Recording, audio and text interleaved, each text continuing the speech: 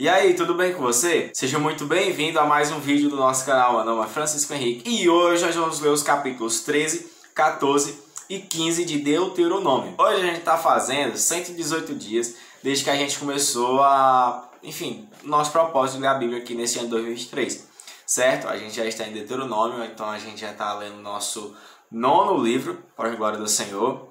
E assim, se você participou junto conosco, você já leu 9 livros. E também provavelmente já é inscrito. Mas se você ainda não participa junto conosco, mas quer participar, é só você se inscrever no canal, ativar o sininho para receber as notificações e os vídeos todas as manhãs. Todo dia, 6 horas, eu envio o vídeo de leitura e você lê junto com a gente, tá bom? E assim você vai, lendo junto com a gente, é isso aí. Então a gente vai começar hoje com oração, como sempre. A gente começa com oração para que o Senhor venha nos dar graça e sabedoria. Então bora lá. Senhor, meu Deus e eterno Pai, mais uma vez te agradecemos por tudo que o Senhor tem feito por cada um de nós. Te agradecemos pela oportunidade que nós temos de estar aqui lendo a Tua Palavra. E em nome de Jesus, Senhor, nós pedimos para que o Senhor venha nos ensinar, que o Senhor venha nos dar graça, que o Senhor venha, nos trazer clareza aqui nas Escrituras, sabe? Compreender tudo que está escrito direitinho. E que a gente também venha ler, Senhor, direitinho. A gente te agradecemos em nome de Jesus, Senhor. Amém. Então vamos lá, o capítulo 13 de Deuteronômio tem um título assim: Advertência acerca da idolatria. Versículo 1 do capítulo 13. Surgirão entre vocês profetas ou pessoas que têm sonhos sobre o futuro, e eles prometerão sinais ou milagres. Se os sinais ou milagres preditos acontecerem, e essas pessoas disserem: venham, vamos adorar outros deuses, Deus que até então vocês não conheciam, não deem ouvidos às palavras deles. É um teste do Senhor seu Deus para ver se vocês o amam de todo o seu coração e de toda a sua alma. Sigam somente o Senhor seu Deus e temam a Ele somente. Obedeçam a seus mandamentos, ouçam sua voz, sirvam-no e apeguem-se a Ele. Os falsos profetas e sonhadores que tentarem desviá-los devem ser executados, pois incentivaram a rebelião contra o Senhor seu Deus, que os libertou da escravidão e os tirou da terra do Egito. Uma vez que eles tentaram desviá-los do caminho que o Senhor seu Deus ordenou que seguissem, vocês terão de executá-los desse modo. Vocês eliminarão o mal do seu meio. Se alguém o instigar secretamente, seja seu irmão, seu filho ou filha, sua esposa querida ou seu amigo mais chegado, e disser: vamos adorar outros deuses, Deus que nem você nem seus antepassados conheceram, Deus dos povos vizinhos ou de povos dos confins da terra, não ceda nem dê ouvidos, não tenha pena dele, não o poupe, nem o proteja. Execute-o, dê o primeiro golpe, e em seguida todo o povo participará da execução. Apedrejem os culpados até a morte, pois eles tentaram afastá-los do Senhor seu Deus, que os libertou da terra do Egito, do lugar de escravidão. Então todo Israel ouvirá e temerá, e ninguém voltará a agir tão perversamente no meio de vocês. Quando começarem a viver nas cidades que o Senhor seu Deus lhes dá, e ouvirem dizer que homens perversos fizeram os habitantes da cidade se desviarem, dizendo: venham, vamos adorar outros deuses, deuses que até então vocês não conheciam, examinem os fatos com cuidado.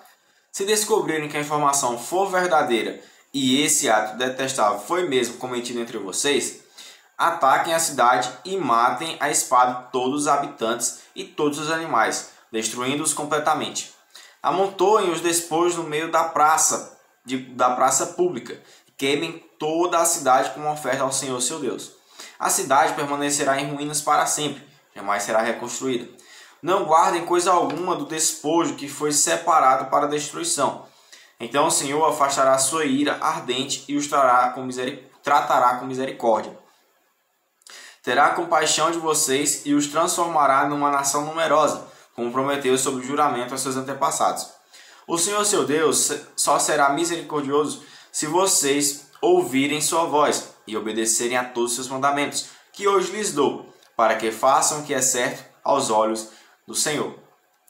Pronto, agora a gente encerrou aí no versículo 18, capítulo 13 de Deuteronômio. Agora a gente vai para o capítulo 14, que tem um título assim: Animais cerimonialmente puros e impuros. Versículo 1 do capítulo 14.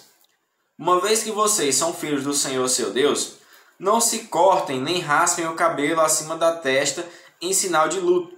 Vocês são um povo consagrado ao Senhor seu Deus, e Ele os escolheu dentre todas as nações da terra para serem sua propriedade especial. Não comam animais detestáveis cerimonialmente impuros. São estes os animais que vocês podem comer: o boi, a ovelha, o bode, o veado, a gazela, a corça, cabra selvagem, o ibex, o antílope e a ovelha montês. Vocês podem comer qualquer animal que tenha os cascos divididos em duas partes e que rumine. Mas se o animal não apresentar essas duas características, não podem ser consumidos. Não comam, portanto, o camelo, nem a lebre, nem o coelho silvestre. Eles ruminam, mas não têm os cascos divididos, de modo que são impuros para vocês. Também não comam o porco, pois embora tenha os cascos divididos, não rumina, e portanto é impuro para vocês. Não comam a carne desses animais, nem toquem em seu cadáver. De todos os animais que vivem nas águas, vocês podem comer qualquer um que tenha barbatanas e escamas. Não comam, porém, animais que vivem nas águas, mas não têm barbatanas e escamas. Eles são impuros para vocês. Vocês podem comer qualquer criatura voadora, que seja cerimonialmente pura.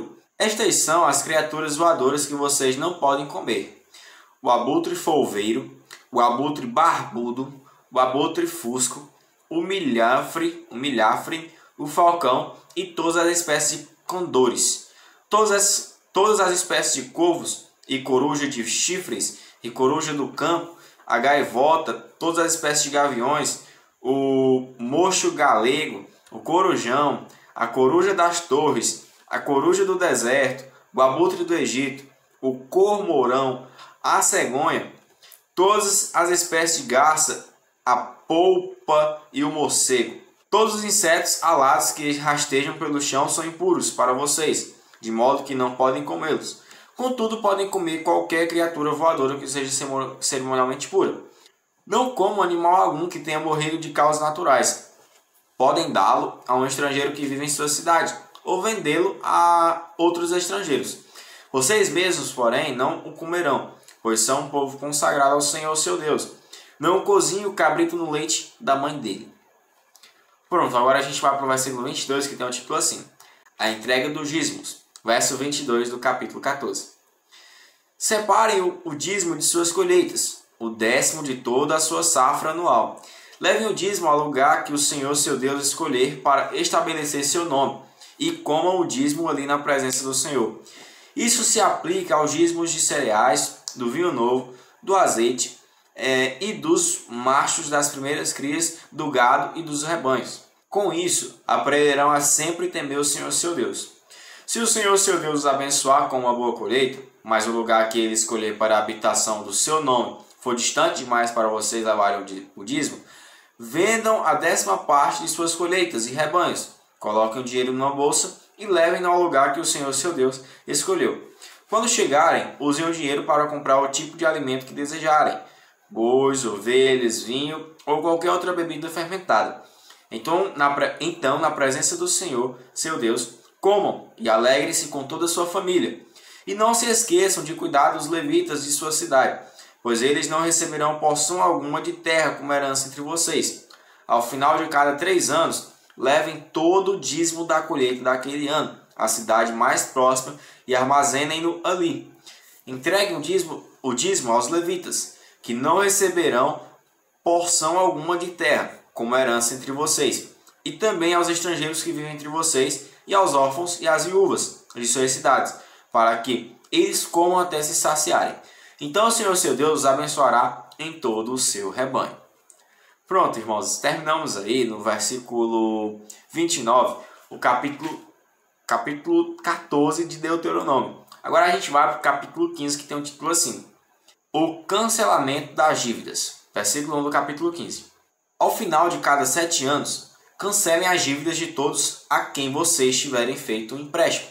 O cancelamento será efetuado da seguinte forma: todos cancelarão os empréstimos que fizeram a irmãos israelitas. Ninguém exigirá pagamento do seu próximo ou de seus parentes, pois chegou o tempo do Senhor para liberá-los das dívidas. Essa liberação se aplica somente aos irmãos israelitas, e não aos estrangeiros que vivem entre vocês. Não deverá haver pobres entre vocês, pois o Senhor seu Deus os abençoará grandemente na terra que lhes dá como herança. Receberão essa bênção se tiverem o cuidado de obedecer ao Senhor seu Deus e cumprir todos estes mandamentos que hoje lhes dou. O Senhor seu Deus os abençoará conforme prometeu. Vocês emprestarão dinheiro a muitas nações, mas jamais precisarão tomar emprestado.